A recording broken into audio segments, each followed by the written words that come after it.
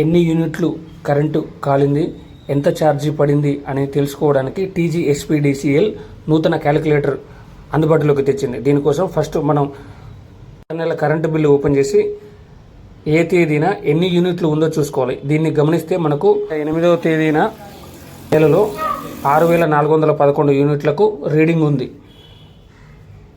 దీన్ని నోట్ చేసుకొని ఉంచుకోండి. నెక్స్ట్ మనం ప్రస్తుతం ఉన్న రీడింగ్ మీటర్ చూసినట్లయితే మీటర్పై 6536 యూనిట్లుగా ఉంది. సో ఈ రెండింటి మధ్య వ్యత్యాసాన్ని గమనిస్తే 125 యూనిట్లుగా ఉంది. నెక్స్ట్ గూగుల్ ఓపెన్ చేసి TGSPDCL అని ఓపెన్ చేయండి. దీంట్లో ఓపెన్ చేసిన తర్వాత ఈ విధంగా వస్తుంది.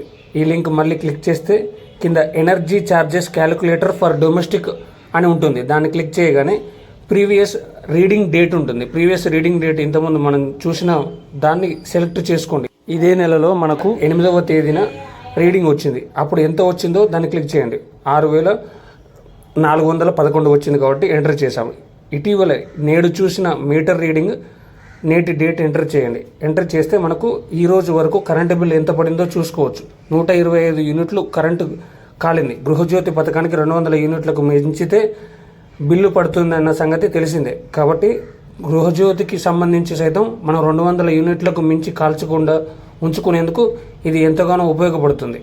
కాబట్టి అందరూ దీన్ని గమనించి సద్వినియోగం చేసుకోవాలని అధికారులు సూచించారు.